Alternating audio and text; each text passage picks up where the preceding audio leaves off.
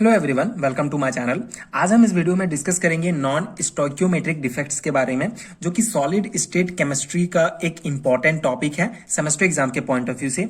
इस एक particular video में हम नॉन स्टोइकियोमेट्रिक का जो बेसिक कॉन्सेप्ट होता है उसको डिस्कस करेंगे। इसका आपको जो है एक डेफिनेशन इसका डिस्कस करेंगे और इसके जो दो टाइप्स होते हैं, मेटल एक्सेस डिफेक्ट और मेटल डेफिशिएंसी डिफेक्ट्स, उन डिफेक्ट्स के बारे में डिस्कस करेंगे। साथ ही साथ आपको एक हैंडमेड नोट्स प्रोवाइड करूंगा जो आपके एग्जाम प्रिपरेशन के लिए काफी हेल्पफुल होने वाला है। सो नॉन स्टोइकियोमेट्रिक डिफेक्ट्स को पहले किस प्रकार डिफाइन कर सकते हैं। So non stoichiometric inorganic solid contain the constituent element in a non-stoichiometric ratio due to defect in their crystal structure। ठीक है, या फिर इसको आप इस प्रकार भी डिफाइन कर सकते हैं, in this type of defect the chemical formula and structural formula can not be same, means number of anion and cation is unbalanced. ठीक है, तो आपको बेसिकली एग्जाम में पूछा जाएगा कि what is non stoichiometric defect, तो आप इस प्रकार डिफाइन कर सकते हैं नॉन स्टोइकियोमेट्रिक डिफेक्ट्स को। आप इन दोनों में से कोई एक डेफिनेशन भी जो आपके लिए सुइटेबल हो आप लिख सकते हैं। इन दोनों का बेसिक कॉन्सेप्ट ये है कि कोई भी, जैसे कि अब हम यहाँ पे एक क्रिस्टल लेते हैं, एक सॉलिड फॉर्म में हमारा जो क्रिस्टल होगा, तो आपको पता है हमने सॉलिड स्टेट के वीडियोस पहले भी डिस्कस किए हैं। उसमें जो क्रिस्टल होता है वो जैसे कि NaCl एग्जाम्पल लेते हैं, तो ये Na+Cl- Na+Cl- से मिलकर बना हुआ होता है, दो एनायन और कैटायन से मिलकर बना हुआ होता है।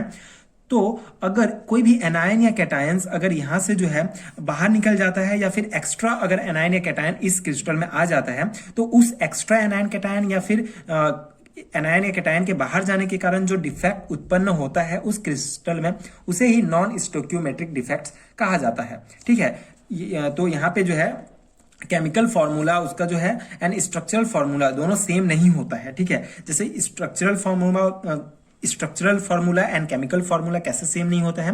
जैसे कि अगर हमने NaCl का, जैसे कि इसमें अगर NaCl के जो एनायन एंड कैटायंस यहाँ पे इस क्रिस्टल में मौजूद हैं, तो इसका स्ट्रक्चर तो आपको सेम दिखेगा, लेकिन अगर इसमें एक्स्ट्रा एनायन या कैटायंस आ जाएंगे, ठीक है, तो उसका केमिकल फॉर्मूला चेंज हो जाएगा। लेकिन अगर इसका केमिकल फॉर्मूला आपको सेम दिखेगा, तो इसका जो स्ट्रक्चर फॉर्मूला चेंज हो जाएगा। इस प्रकार जो है एनायन के एक्स्ट्रा या एनायन के घटने के कारण इसके स्ट्रक्चर और फॉर्मूला में चेंज होते रहते हैं। सो इस चेंज के कारण जो डिफेक्ट उत्पन्न होता है उसे ही नॉन स्टोइकियोमेट्रिक डिफेक्ट्स कहते हैं। ठीक है, in this defect cation and anions ratio, जो कैटायन और एनायन रेशियो जो इसमें होगा distributed either because of adding or removing of ions. ठीक है, तो ये जो है जो डिस्ट्रीब्यूट होगा हमारा कैटायन एनायन, या तो उसमें जो है डिफेक्ट होगा। ठीक है, तो क्रिस्टल में डिफेक्ट होगा, या तो एक्स्ट्रा या रिमूव होगा आयन तब। ठीक है, तो इस प्रकार आप इसको डिफाइन कर सकते हैं, इसका बेसिक कॉन्सेप्ट है। यहाँ पे अब हम देखेंगे this defect are of two types, दो प्रकार के डिफेक्ट्स, दो प्रकार से हम इसको इस डिफेक्ट को समझ सकते हैं। एक हमारा मेटल एक्सेस डिफेक्ट, एक है मेटल डेफिशिएंसी डिफेक्ट।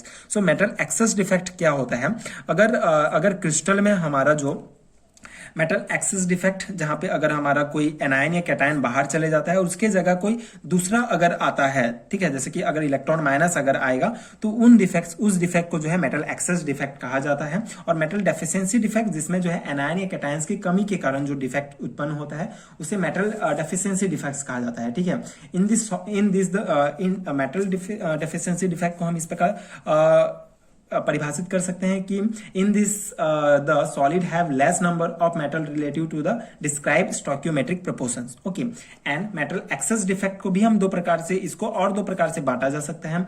ये तो metal excess defect due to anion vacancy के कारण होगा, या फिर metal excess defect due to presence of extra cation at interstitial sites में होगा। ठीक है, इस प्रकार ये metal excess and metal deficiency defects होंगे। अब हम इसको डिटेल से इसका कॉन्सेप्ट समझते हैं, मेटल एक्सेस डिफेक्ट्स का क्या होता है। इस एक पर्टिकुलर वीडियो में हम मेटल एक्सेस डिफेक्ट को समझेंगे, अगले आने वाले वीडियोस में हम मेटल डेफिशिएंसी डिफेक्ट्स को समझेंगे डिटेल से। सो मेटल एक्सेस डिफेक्ट, हाँ, मेटल एक्सेस डिफेक्ट जो है इसमें ज्यादा इंपॉर्टेंट है, क्योंकि इसी के अंतर्गत आपका एफ सेंटर और कलर सेंटर आता है। मतलब मेटल एक्सेस डिफेक्ट को ही एफ सेंटर या कलर सेंटर कहा जाता है।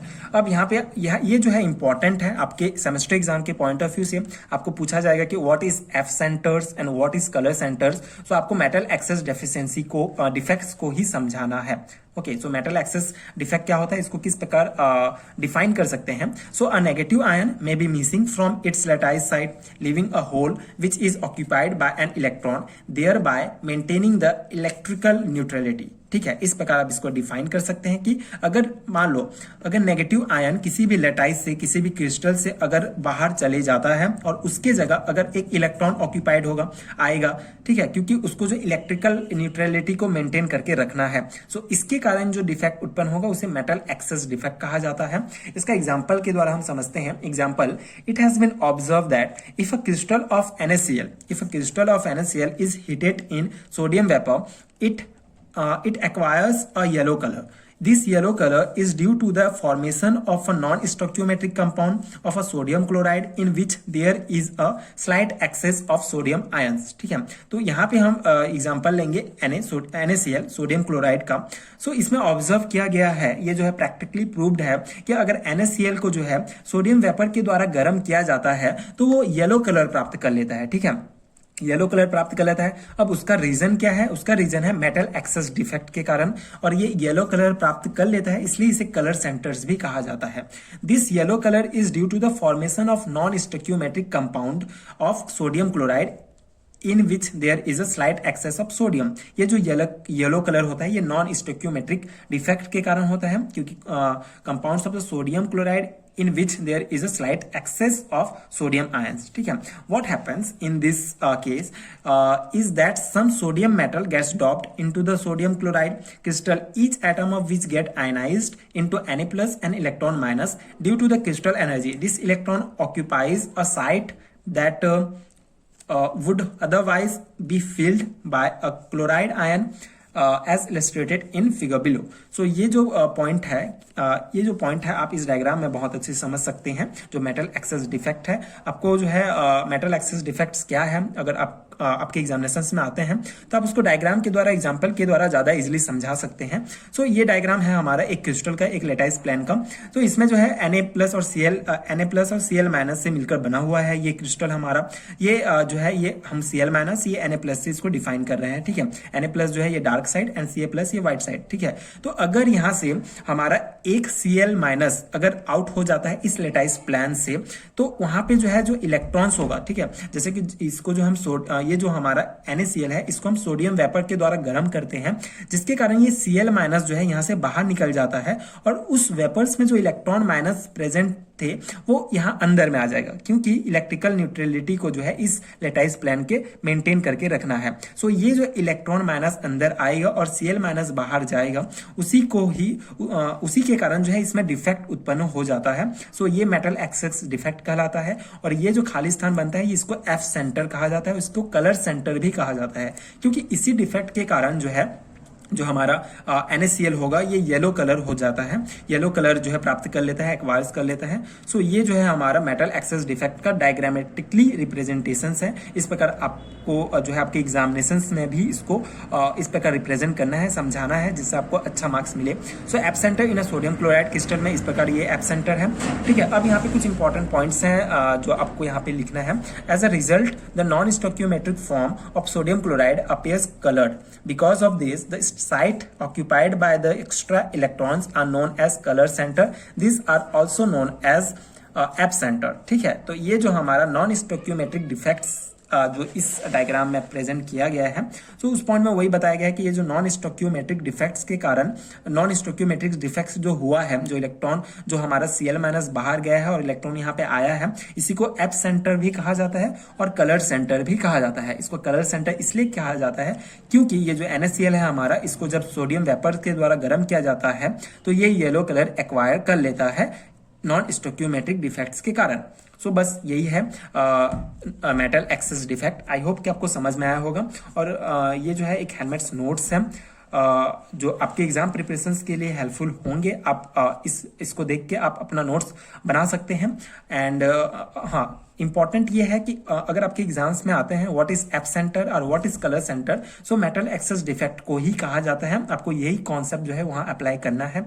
सो बस यही था इस टॉपिक का एनालिसिस। आई होप कि आपको समझ में आया होगा और आपके लिए ये वीडियो हेल्पफुल भी हुआ होगा आपके एग्जाम प्रिपरेशंस के लिए। इसके अलावा अगर आपको MSc सेमेस्टर एग्जाम से रिलेटेड हैंडमेड्स नोट्स अगर चाहिए, कंप्लीट हैंडमेड्स नोट्स आपको सेमेस्टर के सारे टॉपिक सारे यूनिट्स मिल जाएंगे। आपको नीचे एक पीडीएफ लिंक मिल जाएगा पीडीएफ स्टोर का, आप वहां जाके चेक कर सकते हैं, अपने टॉपिक्स मैच कर सकते हैं, जिससे आप जो है अगर आपके लिए हेल्पफुल हो तो नोट्स आप परचेस कर सकते हैं इन अ वेरी लो प्राइस।